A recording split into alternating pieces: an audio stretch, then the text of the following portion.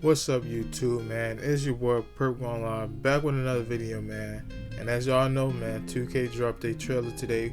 Finally, we get some gameplay on 2K24, powered by Pro Play, man. This is the new thing they're using instead of the mocap suits. They still using the mocap suits in 2K24, but this new Pro Play thing is gonna give it more realism to the game, is from what they saying.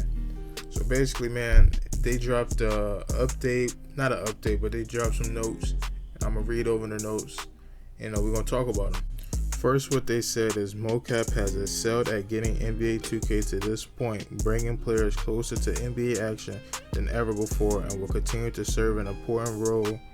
But Pro Play swaps the unnatural technology for peak performance in a natural and intense environment. So what I get from that basically is that this should be the best feeling, most realistic feeling we ever got in the 2K before. So obviously, you know, when the game come out, someone gonna fire some cheese, but hopefully it'll be more than just one dribble style for everybody to use. You know what I mean? In my opinion, I hope you can use a whole bunch of different dribble styles where everybody don't play the same, move the same. You know what I mean?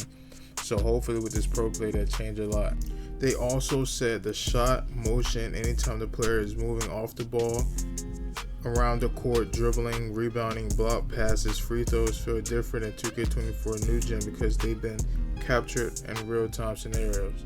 So basically what I get from that is everything is going to be more realistic. They're just trying to really go realistic with this game. They want this game to be the best they ever done before. I heard people say like it feels like the exact same game. You know, some of the creators got to play the game early, but like I said, that was just an early beta. 2K probably didn't have all this in yet, so we can't really go off of that. We got to go off what they saying right now to us. Then they go back in detail to say that Pro Play technology generates authentic movement that can only be made by some of your favorite players. But like I said, they're just going back into detail about it. I just think, you know, hopefully this works out for the best, because if it does, I feel like we can be able to use a lot of different dribble moves and people won't play the same. You know what I mean? I'm gonna show y'all what Mike Wayne had to say about the Hall of Fame difficulty and how the wreck and all that's gonna be like. What's up, everyone? I'm Mike Wang, and I'm the gameplay director for NBA2K24. Today I'm going to talk to you about the gameplay highlights that are driving the underlying NBA 2K24 experience across all consoles. Let's get started. When it comes to offense, shooting and dribbling are more accessible and intuitive, enabling players of all skill levels to flourish on the court. Players who play on Hall of Fame or comp online games will be playing with green or miss shot timing for the ultimate challenge. But team control modes will see more forgiving shot timing, so you won't have to memorize every single player's release to the exact frame to find success. So basically what I got from all that, from what Mike Wayne was saying, was we still got the same, you know, if you green it, you make it. If you don't, you miss it. But when it comes to like the MyTeam, quick game, things like that, they're gonna be more like lenient with, so it's gonna be like you can make a slightly late or slightly early, like the old days when it comes to those game modes. But like with the park, the wreck, all that good stuff that we played for, like the comp and all the money and all that good stuff, you know what I mean? It's gonna be green, you make it, white, you miss it.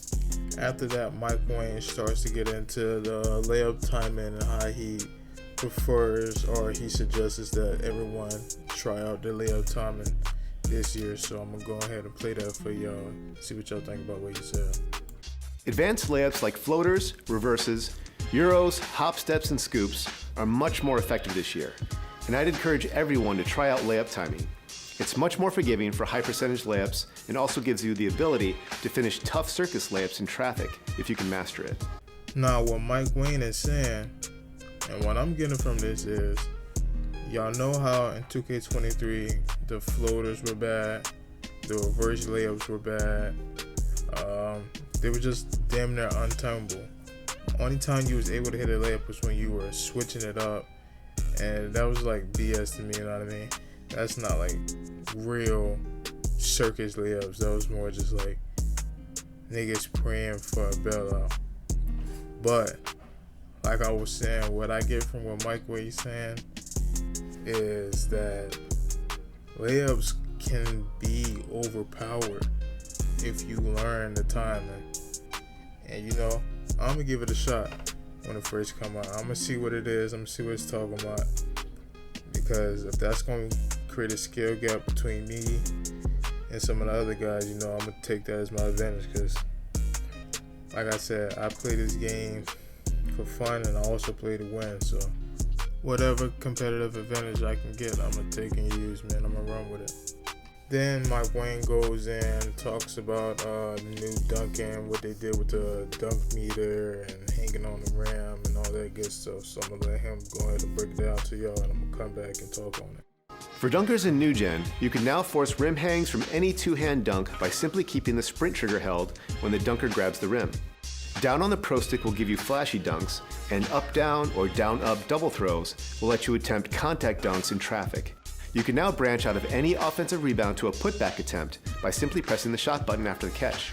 Post fades and hop shots are also really effective shots for post players, and you can definitely feel the impact of strength and weight as bigger players easily dominate weaker ones on the glass. So peep what he just said. Dunking, pretty much the same. Trigger button, you get to hold on to the rim. We'll do it. Nobody care about that for real. Now, they're saying the bigger players should have a massive advantage on the glass than everybody that makes them 7-3s or 7-2, 7-1 little weights so they can be fast. Now if you're making those builds, some same builds with a little weight on them, you're going to be able to affect the game more than the lowest weight one will.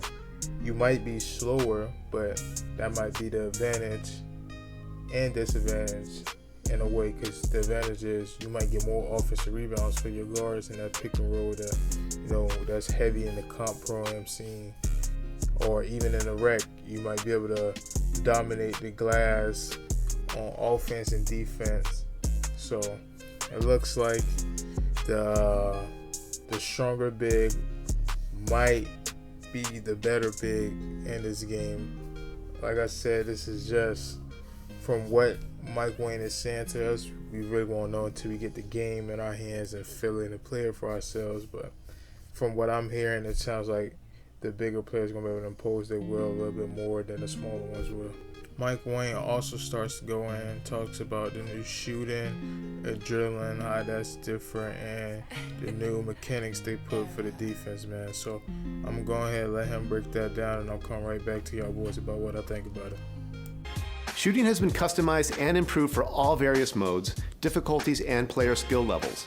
But in order to get high percentage shots, you need to know how to create separation off the dribble. One of my favorite elements in NBA 2K24 is the dribble breakdowns. Each player has two versions. Regular breakdowns are done by flicking up on the right analog stick, and aggressive breakdowns are done by flicking up with sprint held. This will initiate a sequence of signature size-up moves that you can use to create separation with on their own, or branch out of at any time for an explosive drive or other dribble move combo. This year features all new signature double crosses, hezi crosses, and escape moves. Another major addition is the blowout dribble. Tapping the sprint trigger while moving will give you a quick burst of speed where the ball handler pushes the ball ahead to get out quickly on the break.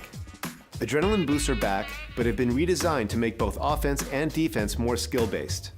On offense, boosts are no longer lost when pulling off dribble combos or moving short distances. This gives dribblers much more freedom to create off the bounce. Losing adrenaline won't feel like moving in mud like last year, but it will heavily impact shooting attributes. So if a good defender can bump the dribbler 2 or 3 times in a single possession, they'll have a really tough time scoring if they do manage to get free. So what Mike Wayne is saying, man, basically to get high percentage shots, you got to be able to create for yourself off the dribble or have someone create for you. It sounds like they added some new dribble moves in the game, like a double crossover, which I don't believe has been in the game for a while. I think the last one I seen like a double crossover was like 2K18, 17. Not really sure, but doing your size ups is the same. You know, you flick up on a stick.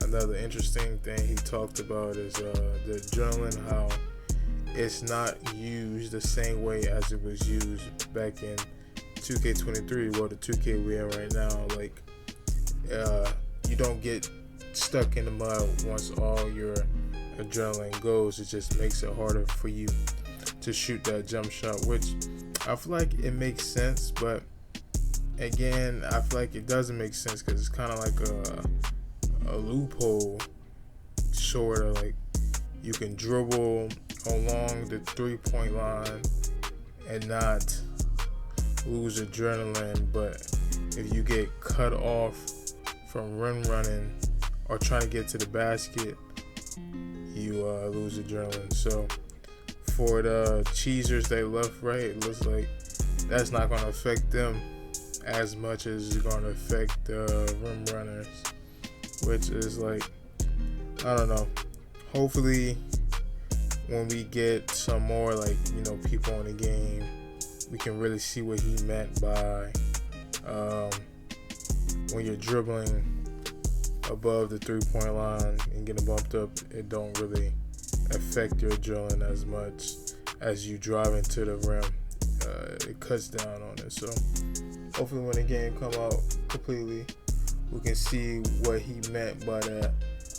He also goes into detail in this next clip about the defense mechanics, and after this clip I'm just gonna let the whole video ride out for y'all.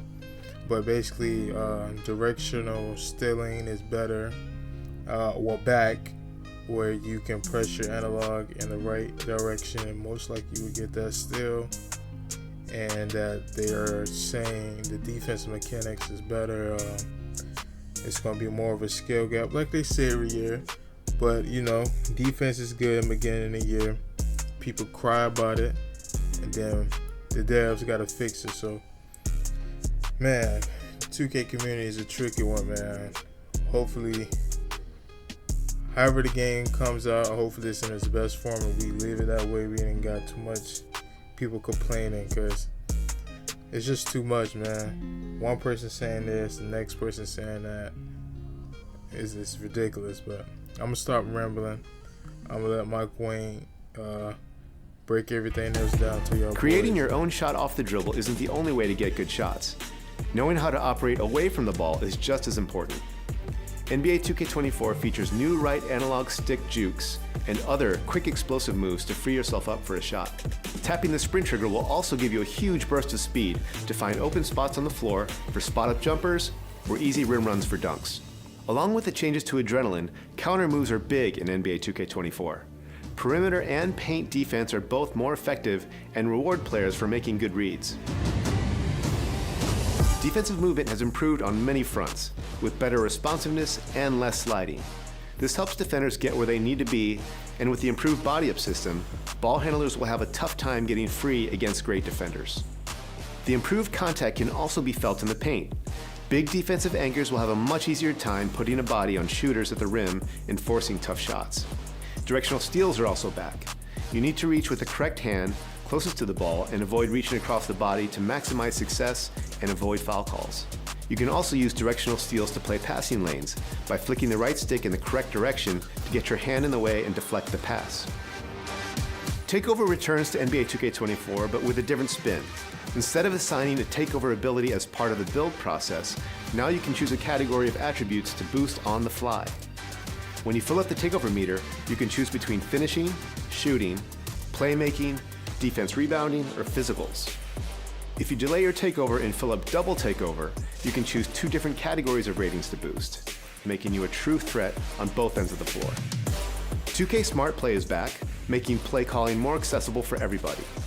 As you bring the ball up court, an overlay will come up recommending the best play and player for that possession. Tap L1 or the left bumper before crossing half court to run it. And to call your favorite plays, press the directional pad to the left and choose from up to 16 of your preferred actions.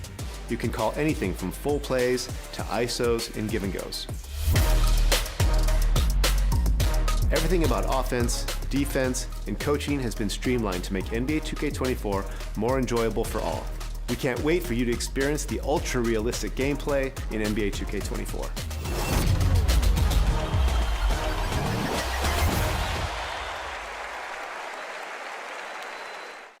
if you made it all the way to the end, man, I appreciate y'all boys stopping by, listening to what your boy had to say.